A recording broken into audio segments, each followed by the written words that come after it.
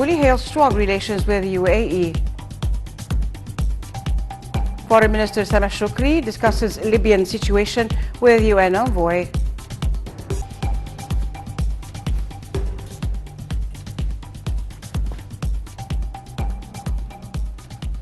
Welcome back. Those were the main headlines and more details. In the frame of holding more international celebrations showing the great Egyptian civilization, President Abdel Fattah al-Sisi gave his directives to hold a mega event inaugurating the ram-headed Sphinx's Road after its renovation in Luxor. This came during a meeting with the Minister of Tourism and Antiquities, Dr. Khalid al-Anani. Let's have a closer look.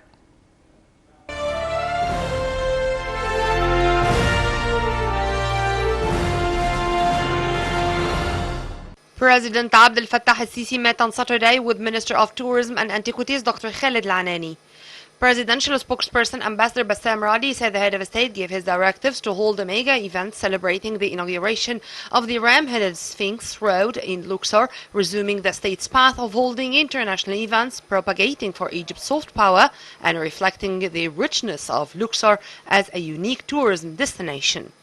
Radi added that the meeting discussed other ongoing projects of the Tourism Ministry, as the President instructed to resume full cooperation and coordination among different authorities to guarantee that all facilities are presented to Egypt's guests all year round.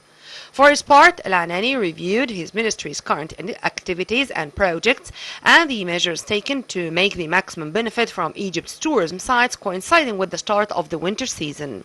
Al-Anani also referred to coordinating efforts among different ministries to guarantee full tourism sector recovery after the negative repercussions caused by the COVID-19 pandemic.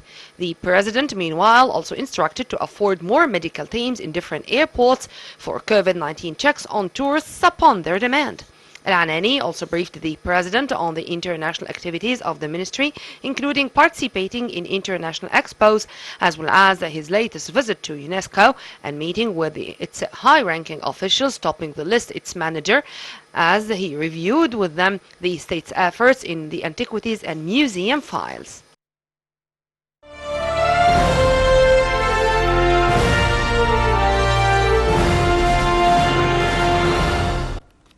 Prime Minister Mustafa Madbouli asserted that the distinguished Egyptian participation in Dubai Expo 2020 reflects its heavy weight at regional and international levels and the great history it is sharing with Middle East countries and the African continent.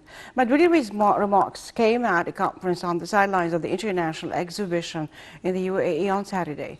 Madbouli said that the government has been keen to participate in different human fields in the fair, adding that the Egyptian pavilion showcases the great Egyptian civilization. The Prime Minister referred to the deeply rooted relations with the UAE, saying that the exhibition is being held at a time when the world is facing a new challenge of the COVID-19 pandemic. After inspecting the Egyptian pavilion at the Dubai Expo 2020, Madbouli met with ruler of Dubai, Sheikh Mohammed bin Rashid Al Maktoum, as the latter affirmed his full support for strengthening cooperation relations with Egypt, praising the construction of more than 20 new smart cities in Egypt.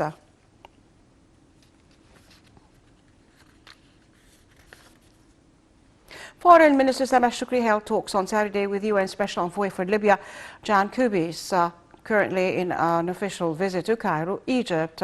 During the meeting, Egypt top diplomat asserted Egypt's full rejection to the existence of foreign troops, gunmen or mercenaries on Libyan soil, as this is considered a direct threat to Libyan security and sovereignty, as well as regional stability at large. Foreign Ministry spokesperson Councillor Ahmed Hafiz said Shoukry also highlighted the importance of coordinating efforts to take a firm stance towards some parties which still supply Libya with weapons. The Foreign Minister also tackled the necessity of holding the Libyan presidential and parliamentary elections on December 24th upon the approved roadmap to guarantee that the country is on the right path, far from instability and internal strife. For his part, the UN envoy briefed Shoukry with his latest contacts with different Libyan parties with the aim of stabilizing the nation in this critical period. He also hailed the Egyptian stance to support the Libyans, especially with hosting the 5+5 group and exerting efforts to meet the Libyan people's legitimate need of a prosperous and secure life.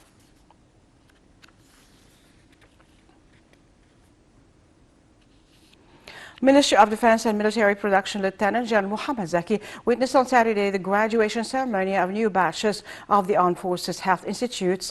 The ceremony included a motorbike show, which proved the distinguished level of the cadets as well as the physical level of them as one of the main characteristics of fighters. A shooting show also highlighted the professional level of the graduates, as it was followed by introducing the skills of nursing inside simulation rooms, which were equipped with the latest technology in this field. A number of photos of the nation's martyrs were displayed in a show of gratitude to their noble, unforgettable sacrifices. By the end of the ceremony, Zaki conveyed the greetings of President Abdel Fattah al-Sisi, the Supreme Commander of the Armed Forces, to the graduates and their families, stressing that the Armed Forces will resume developing its medical services introduced to military personnel and civilians on equal footing. The ceremony was also attended by Army Chief of Staff Lieutenant General Samar Askar and a number of top Army commanders.